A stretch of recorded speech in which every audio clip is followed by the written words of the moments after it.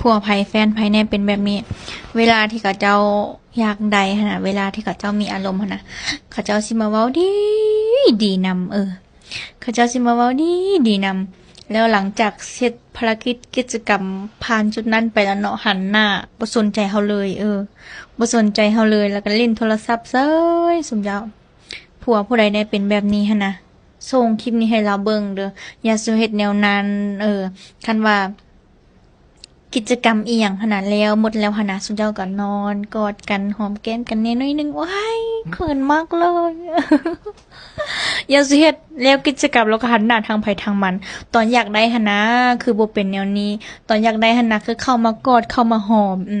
ตอนอยากได้หันนะคือว่าเข้ามากอดเข้ามาหอมเข้ามาเว้าเข้ามาปากม่วนนำเนาะหลังจากได้เสร็จกิจกรรมแล้วเราจะคือมิดจิลีลินโทรศัพท์อยู่คนเดียวหั่นอย่าสิเฮ็ดแนวนั้น